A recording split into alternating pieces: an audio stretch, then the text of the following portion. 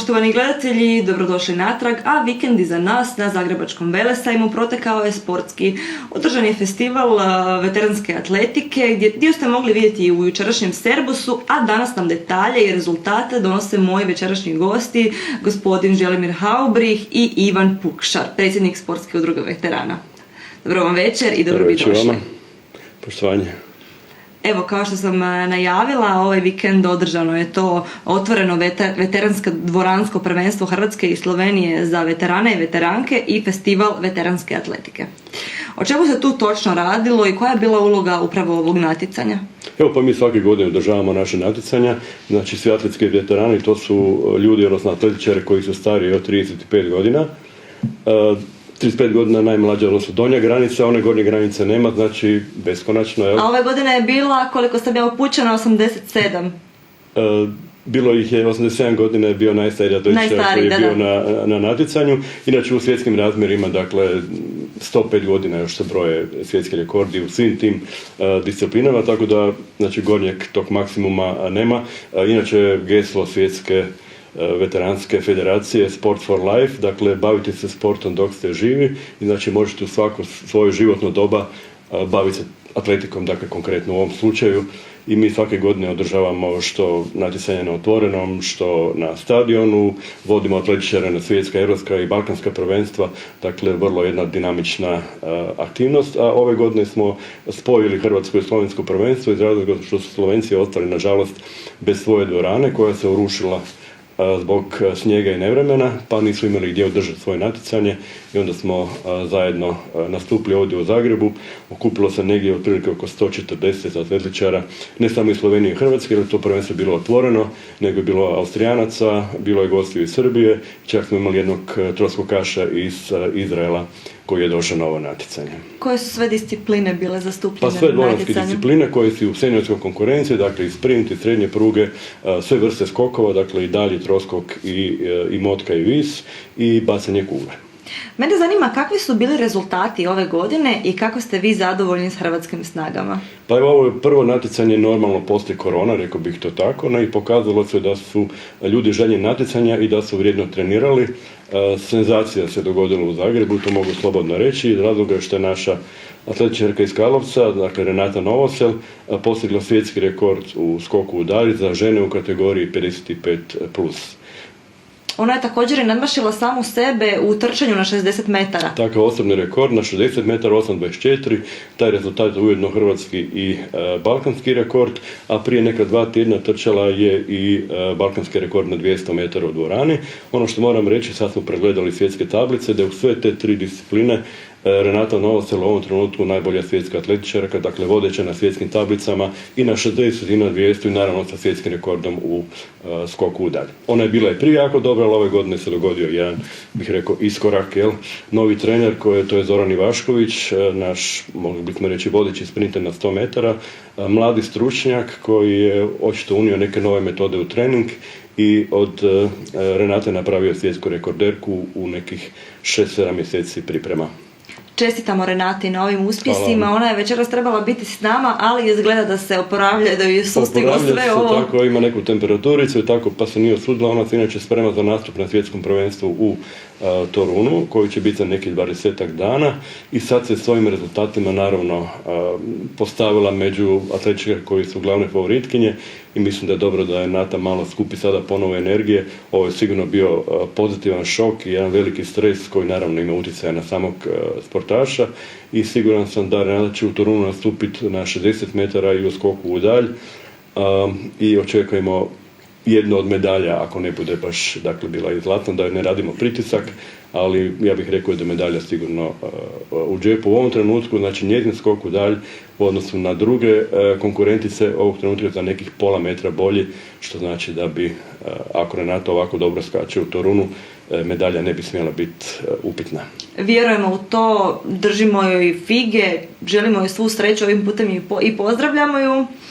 također i s naše strane. Ona je inače poznata u atletskim krugovima, dakle prije nekih 10 godina kad je započela svoju veteransku karijeru, bila je europska prvakinja u skoku u dalj na stadionu u turskom Izmiru i tada je taj rezultat bio vrlo blizu ovog rezultata u kategoriji žene 45. Cijelo vrijeme se ona bavila atletikom, razmišljala naravno, kao što svi veterani razmišljaju o prestanku, međutim izdržala je svih ovih 10 godina u treningu, i vratila se ponovo skoku u dalj i evo, pun pogodak.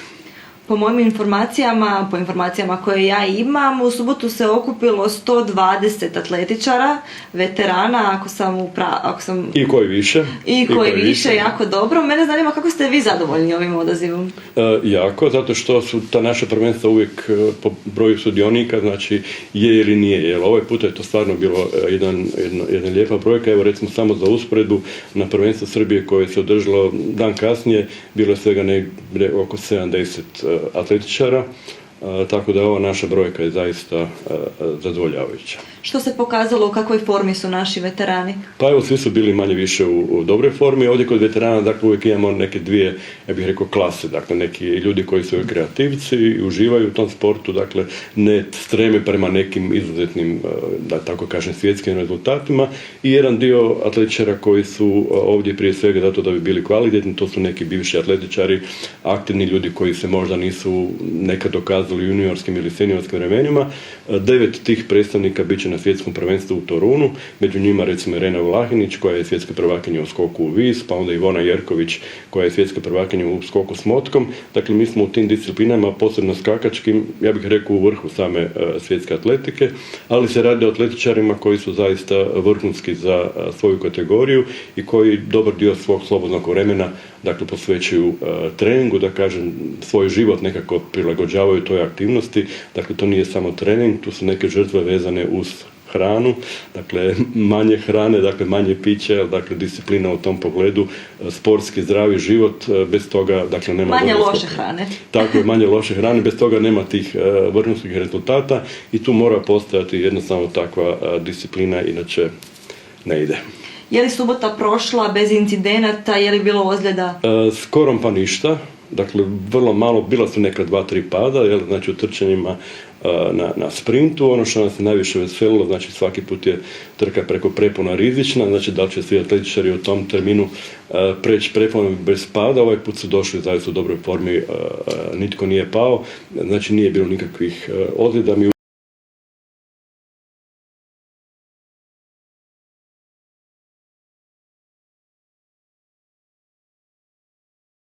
Je čuti od vas koji su ostali bez krova, kako su se oni pokazali, jesu li bili bolji od nas, kakva su bili konkurencija? Pa moram reći da je slovenska veteranska atletika izuzetno razvijena. Znači oni su nama, ja bih rekao, neki uzor.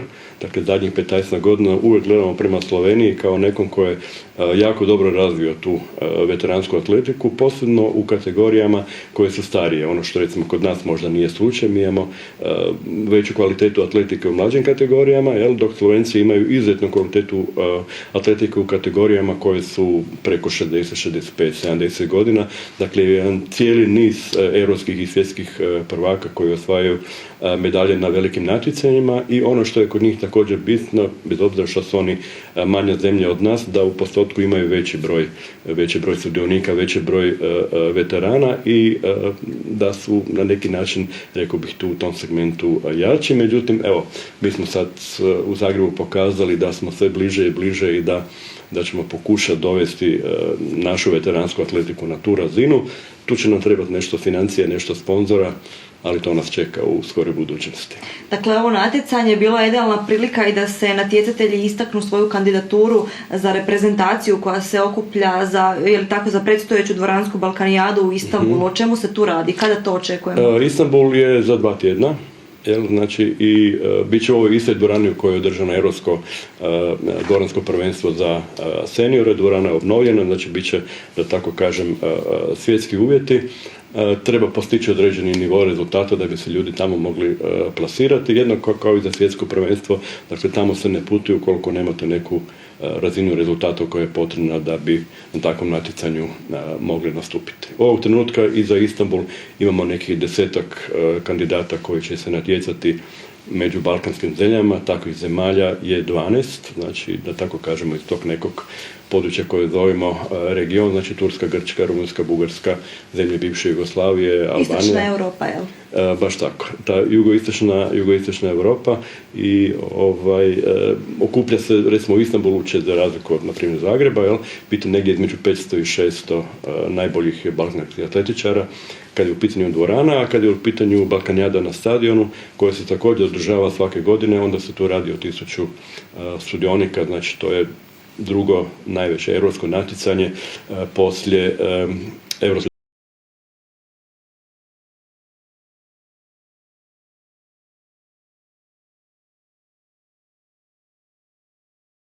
1912. godine i nekako se održala sve do naših dana, dakle gotovo 110 godina to natjecanje traje. Neko bi rekao jesmo na Balkanu, nismo na Balkanu, to uvijek naravno pitanje koje je malo, bih rekao, problematično, ali za sada znači u tom segmentu dakle mi nastupamo ponajviše zbog tradicije, s nama su naravno i Slovenci, dakle i u tom slučaju je to natjecanje nekako, bih rekao, zanimljivo regionalnog karaktera. Tko su naši kandidati za Balkanijadu? Kakva su očekivanja od njih? Pa evo, naši kandidati za Balkanijadu ove godine nešto manje, iz razloga što svi ovi koji bi trebali ići na Balkanijadu u Istanbul nakon tjedan dana nastupaju u Torunu i odlučili su da jednostavno fizički ne bi bili u mogućnosti dakle nastupiti na oba ta dva natjecanja, a da budu u vrhunskoj formi na jednom i na drugom. Tako recimo na Balkanijadu u Istanbulu mogu istaknuti da idu recimo Tim Kaiser koji će trčati u sprintu, Marko Leitman skok u dalj, onda recimo troskok, Boris Lacković koji je naš vrhunski hodač koji će tu također nastupiti i još nekoliko atletičara koji putuju zajedno s nama. Dakle, prednost ima ovo natjecanje u Torunu. Prednost ima Torun, ipak se radi o svjetskom prvenstvu, imamo nekoliko atletičara trenutno u vrhunskoj formi. Evo recimo od muških konkurenata Branimir Samac je trenutno 3. svjetski troskokaš u kategoriji M60 i on je skočio hrvatski rekord na ovom proteklom natjecanju, a Irena Vlahinić iz Rijeke je skakačica u vis koja je uvijek kandidatkinja, ako ne za zlato, onda sigurno za jednu medalju, a u Torun putuje isto tako Ivona Jerković koja je zadnjih nekoliko godina uvijek u 3 top svjetske motkašice. Ja. Ima i hrvatske i balkanske rekorde u tim disciplinama i svjetske prvakinje u skoku s motkom. Tako da sam siguran, uvjeren, znam da ćemo se iz Toruna vratiti sa nekoliko medalja u džepu. Jedna od disciplina je i brzo hodanje ili atletsko hodanje, a s nama je i trener atletskog hodanja ili brzog hodanja. Ja volim koristiti sa gospodinom Želimirom izraz termin atletsko hodanje, jer on to više preferira. Da, pa da. Evo, dobro večer i vama svima. Imali smo isti dan prije podne i velika hodačka natjecanja gdje su u svim starosnim kategorijama pali i 2 hrvatska rekorda za mlađe kadetkinje, za mlađe seniore, dakle ne samo veteranska. U veteranskima je malo prije spomenuti Boris Lacković napravio hrvatski rekord kao dobar uvod pred ovo balkansko prvenstvo i prvenstvo svijeta. A usput je bilo još jedna stvar možda koja je malo promaknula, to što su slovenski natjecatelji bili tu kod nas. Nije stvar samo dvorane, mi inače jako blisko surađujemo, organiziramo zajedno državna prvenstva u određenim disciplinama, malo tu, malo tamo. Pa je tako bio jedan kuriozitet da sam ja iz Hrvatske pomogao kolegi iz Slovenije da postavi novi rekord Balkana u svojoj kategoriji 70 godina, što mislim da je još jedan dobar nekakav oblik zapravo kako sportska suradnja treba izgledati. Ne? A kako će dalje to sad sve skupa proći sa ovim prvenstvom, ne znam. Nakon svega ovoga što si ti rekao, malo toga je ostalo nedorečeno.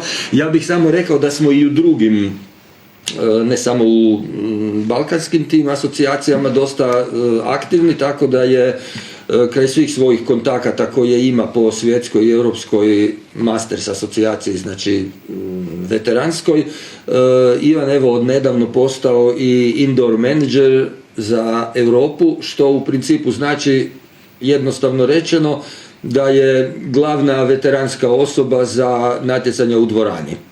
Pa je to još jedan tako oblik priznanja za usporedbu koliki je to zapravo uspjeh. Mi imamo ne smijem ni reći koliko malo registriranih veterana, to je ispod 100 je broj trenutno, dok s druge strane samo jedna Njemačka ima oko 250.000 veterana. Sad znate, kad u toj konkurenciji vi dobijete glavnog čovjeka, onda to ipak nešto znači. Želimire, vi ste u subotu imali i ulogu trenera i ulogu natjecatelja. Kako je to izgledalo? Kako ste zadovoljni svojim rezultatom? Kako ste zadovoljni rezultatom onih koje ste trenirali? Da, bio sam i direktor utrke i još sam nešto bio, ne znam više ništa, recimo organizator tehničke službe ili nešto slično, tome se to zove. Ja sam zapravo navikao raditi utrke sa jako malo pomagača, tu najčešće radilo moj suprug i mojom bratu, tako da je to skoro pa neki OPG zapravo za sport, tako da je malo to teško sve skupa stići.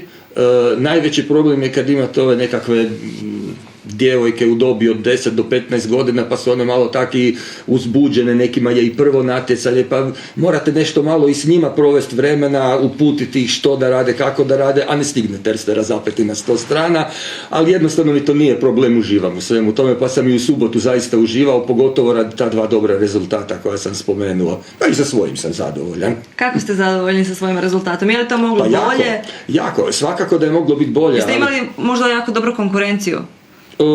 Konkurencija nam je uvijek dobra, da, bio sam drugi za prvenstvo Hrvatske, ali cilj mi je bio dovući Fabija do rekorda Balkana. To je uspjelo. Znači, cilj je ispunjen i mogu biti jedino zadovoljan.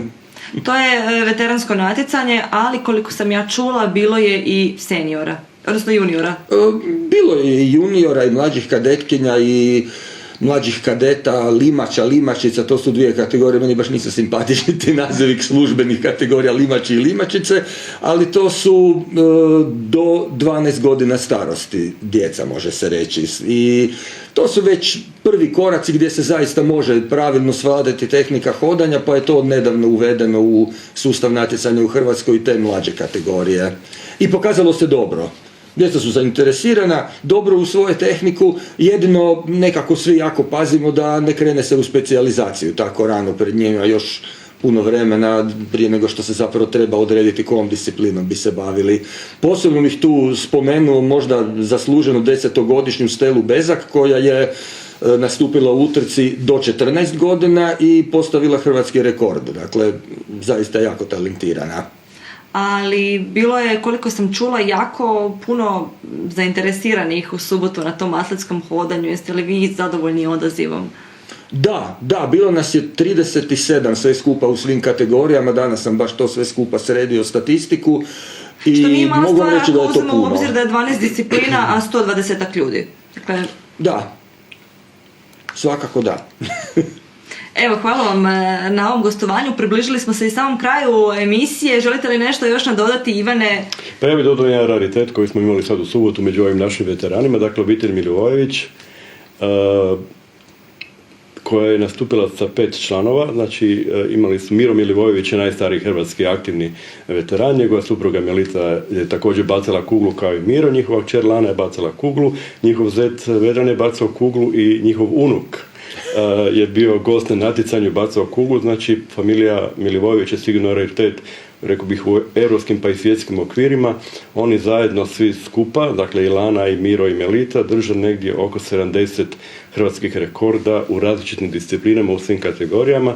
Dakle, Miro Milivojević, koji je sada 87, nikada se u životu nije prestao baviti atletikom, u svim kategorijama u kojima je nastupao, osvajao europske i svjetske medalje, drži još uvijek i balkanske rekorde u nekoliko disciplina. Znači, i ja mislim da se neće tako skoro na hrvatskom atletskom nebu pojaviti obitelj koja bi u tolikoj mjeri, dakle, bila zaslužna za razvoj atletike u Hrvatskoj, ne samo veteranska, nego i općenito. Evo, zaista impresivno. Gospodine Pukšar, gospodine Haubri, hvala vam puno što ste se odazvali i bili moji večerašnji gosti.